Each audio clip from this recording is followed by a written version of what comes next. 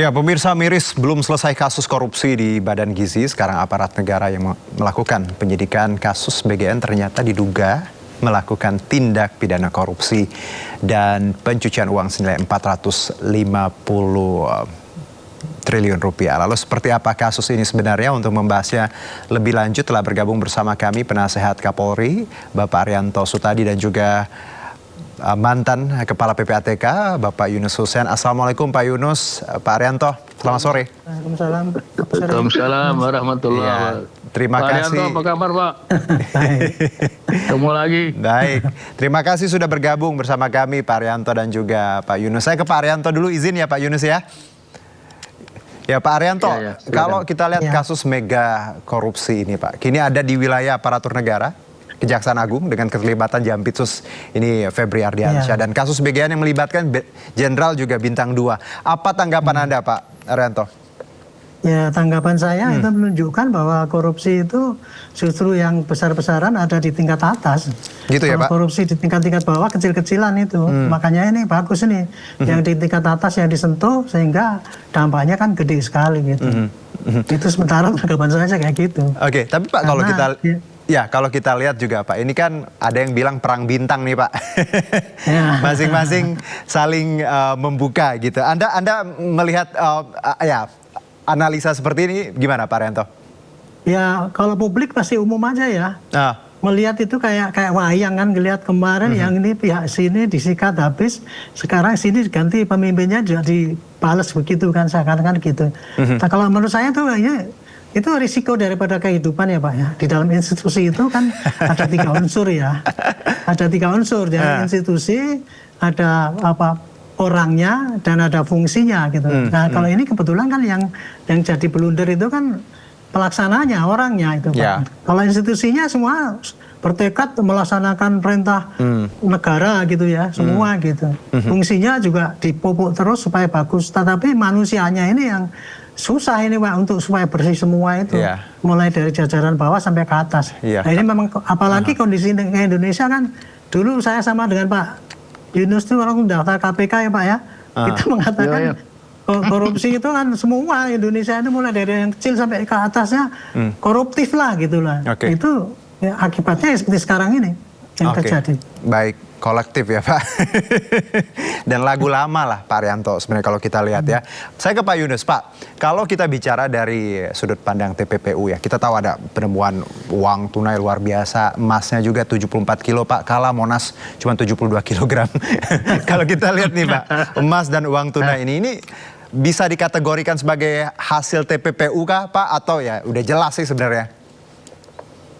Jadi gini, teori saya sederhana saja. Kalau kita bagi korupsi itu 2, greedy corruption, corruption karena keserakahan, dan needy corruption ya, oleh yang kecil-kecil karena gaji kurang, maka greedy corruption ini oleh para pejabat tinggi kemungkinan besar ada cuci uangnya, karena nggak mungkin dia makan sendiri, makan sendiri muntah dia ya, nggak habis itu.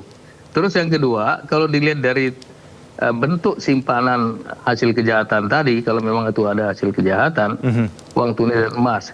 Di dalam teknik cuci uang itu namanya anonymous asset type. Tipe aset yang tidak ada namanya. Uang itu kan nggak ada namanya, tidak ada jejaknya, tidak ada paper trailnya. Emas juga begitu. Sama dengan kasus Zarov ya, yang nyimpan di rumah 915 miliar. Dengan disimpannya hasil kejahatan dalam bentuk anonymous asset type tadi, maka ada informasi, ada intelijen yang terputus, yang hilang, sehingga susah menelusuri asal-usulnya. Ini udah salah satu modus cuci uang ini, ya, anonymous asset type ini. Banyak dilakukan Zarov dulu, ada Gayus dan lain sebagainya. Ya. Pak, kalau kita lihat Pak, ini kan penemuannya kan tadi ada ya di beberapa lokasi seperti ada bunker sendiri, uang tunai, emas batangan. Jelas bahwa pelaku ini sadar ya Pak, ketika memang mereka menggunakan cara-cara yang istilahnya offline ini untuk menghindari tadi bahwa kalau kita pakai ya pasti bank atau apa pasti terlacak ya Pak. Jadi pelaku sudah paham ya Pak bahwa untuk menyimpan uang TPPU ini memang harus bentuknya seperti ini. Ya, salah satu kelemahan rezim anti pencucian uang adalah kalau transaksi udah tidak melalui sistem.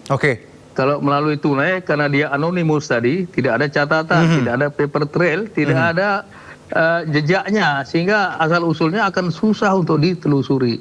Karena itu kenapa banyak orang menyuap dengan tunai, banyak juga yang menyimpan uang tunai di rumahnya, karena kalau masuk ke dalam sistem maka ada paper trailnya, ada jejaknya, bisa ditelusuri gitu. Memang benar gitu. Oke, kalau tadi Pak Yunus masih tadi bilang juga bahwa ini cuci uang dan nggak mungkin makan sendiri. Berarti ini kalau kita lihat angka yang fantastis ini nggak mungkin punya sendiri ya Pak? Nggak mungkin transaksi sendiri, ya bisa juga punya. Dia tidak sendiri biasanya kalau yang besar-besar ini. Seperti apa? Ya ada teman-temannya. Kalau dalam bahasa kerennya semacam organized crime lah gitu ya. Oke. Jadi tidak sendiri, dia pakai jabatan, dia pakai pengaruhnya, dia pakai apa relasi-relasinya. Ya seperti itu ya. Jadi ya professional money launderer lah ya Pak ya. Ya itu kalau ada pihak ketiga yang membantu menyembunyikan, menyamarkan asal usul status keberadaan hasil kejahatan itu. Professional money laundering ini third party money laundering bisa kena juga. Third party money laundering. Oke.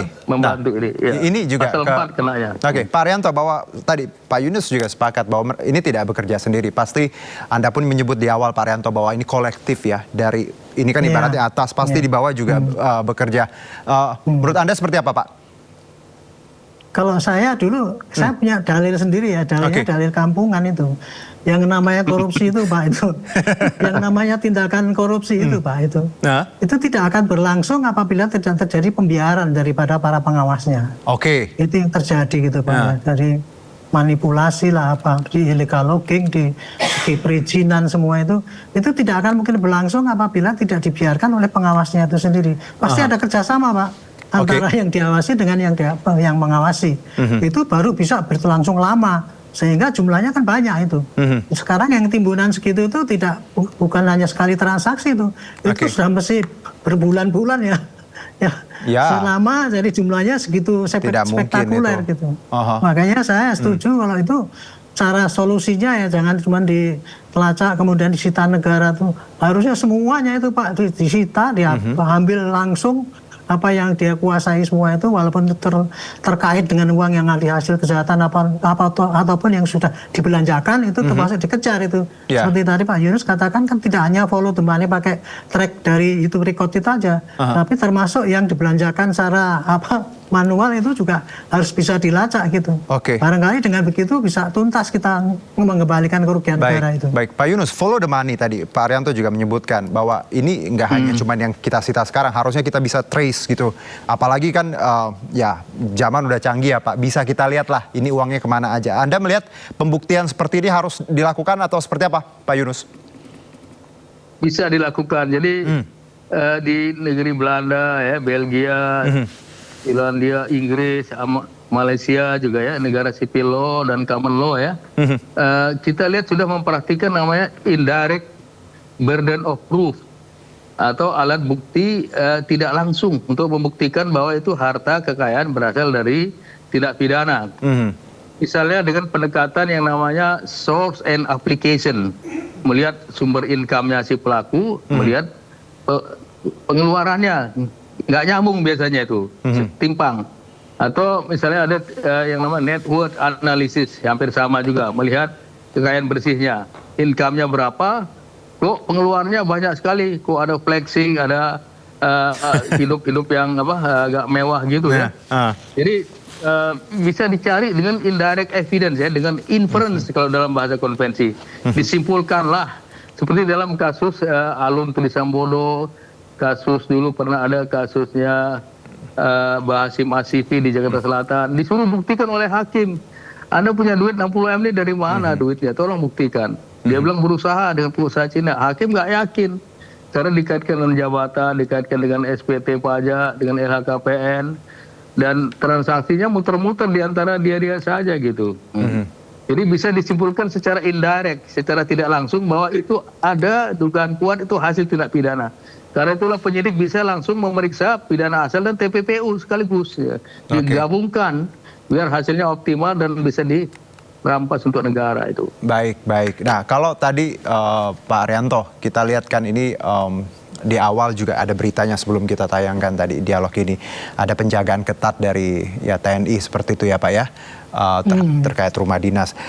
Sudah dikonfirmasi bahwa ya itu bagian dari pengamanan.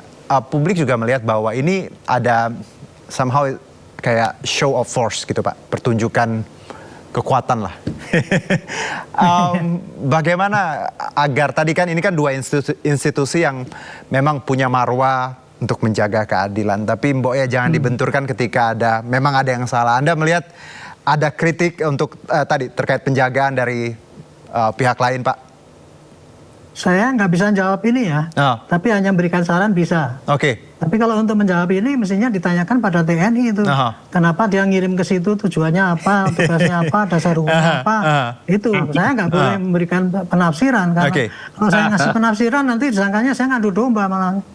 Itu yang terjadi gitu kan. Makanya itu ya tanyakan saja kepada pihak TNI yang mengirim ke situ, jangan pakai. Tapi kalau tadi nasihatnya Pak Arianto apa? Ya, itu tanyakan kepada yang mengirim. Kan supaya ada klarifikasi kan. Dari situlah kemudian klarifikasinya itu akan diketahui oleh rakyat banyak. Kalau sekarang ini saya yang tidak tahu apa-apa ngasih tanggapan, itu namanya memperuncing memperuncing benturan antara yang dua. Antara instansi yang berbeda itu kan gitu. Oke, baik. Jadi ya karena gini Pak, kita kan lihat di ya media ya bagaimana sebenarnya ya dua institusi ini kan ya tadi kita cinta sama-sama ya keduanya. Tapi ada hal yang mungkin ya tafsirnya beda-beda. Nah, kalau ke Pak Yunus sendiri bahwa ketika tadi ada show of force seperti itu ya. PPATK harus apa Pak ketika mengawal kasus ini? Jangan sampai bahwa tadi ada ya tadi mungkin ada tekanan seperti itu Pak. PPATK itu menurut undang-undangnya dia lembaga yang independen. Nggak boleh diintervensi. Kalau diintervensi, yang mengintervensi bisa dipidana. Pimpinan PPATK yang tidak menolak intervensi bisa dipidana. Nah, di dalam permainan bola, PPATK itu peranannya seperti gelandang, midfielder, sebagai playmaker yang memberikan umpan-umpan kepada penegak hukum. Nah, ini sudah ada hasil kejahatannya, tinggal didalami dari mana, kemana, siapa aja yang terkait ya. Kemudian bagaimana kaitan satu sama lain. Lalu hasil analisis atau kalau perlu hasil pemeriksaan diberikan kepada penyidik kasus ini. Sehingga umpan-umpan itu bisa bagus dan bisa jadi gol, bisa dibawa ke pengadilan oleh jaksa penuntut umum gitu. Itu peranan PPATK sebagai pemberi umpan-umpan lanjutan lah dalam menangani kasus ini. Oke, baik. Saya terakhir ke Pak Arianto. Pak Arianto, bahwa kita ya ini kan kasusnya sangat baru ya Pak, dinamis sekali. Semuanya masih kita coba telaah gitu ya, perkembangannya sendiri. Anda juga background Anda, Pak Arianto, tentunya Anda sebagai penasehat, apa yang ingin Anda sampaikan ketika bahwa ada masing-masing penegak hukum seperti itu Pak ya, yang ada di pusaran ini, apa yang harus dilakukan agar publik juga tidak melihat ini persepsi yang salah ketika ada Polri dan Kejaksaan di sini Pak? Ya, saran saya ya kepada Polri, lakukan tindakan yang secara proper gitu ya, dan kemudian transparan. Transparan, jangan dibuat-buat, kemudian ada yang ditutup-tutupi, nggak ada yang kemudian dirahasiakan. Yang penting diketahui oleh masyarakat, kasih tahu aja supaya rakyat tidak tanya-tanya. Kerja secara profesional dan terus lurus gitu dengan kecepatan. Dan kepada publik saya hanya menyarankan, jangan sampai kita itu diadu domba. Karena ini ya, saya selama ini melihat ya negara kita itu memang lagi diadu domba oleh pihak-pihak tertentu kan gitu. Antara institusi diadu dengan institusi yang lain. Nah, ini ada kesempatan ini untuk memperkeruh itu. Itulah yang publik harus waspada. Jangan sampai mudah membaca berita-berita yang di lapangan itu, kemudian ditanggapi dan itu jadikan cara berpikirnya sehingga kita jadi terbelah. Itu kira-kira menghadapi kasus yang sampai sekarang ini masih tidak jelas kan. Kasusnya itu apa sebetulnya yang terjadi itu. Baik, persepsi itu harus kita jaga ya Pak ya. Kita lihat bahwa tadi berdasarkan fact ya dan bukti di lapangan. Jangan hanya mengandalkan berita-berita yang kadang ya bikin kita terpecah belah. Sepakat kalau itu. Kalau saya ke Pak Yunus, terakhir Pak Yunus, bahwa ketika kita bicara TPPU, banyak pelaku sudah paham bagaimana polanya dan mereka punya cara-cara tersendiri. Bagaimana negara harus hadir ketika para koruptor ini sudah makin pandai Pak dalam TPPU? Jadi ya kita harus sensitif, kita harus mengenal modus-modus mereka sehingga lebih sensitif di dalam menganalisis ya dan mengejar hasil kejahatan tadi ya. Dukungan politik harus kuat, tidak peduli siapapun yang terlibat ya. Ya pejabat mau bukan, penegak hukum atau bukan, lakukanlah penegakan hukum dengan adil ya, transparan ya.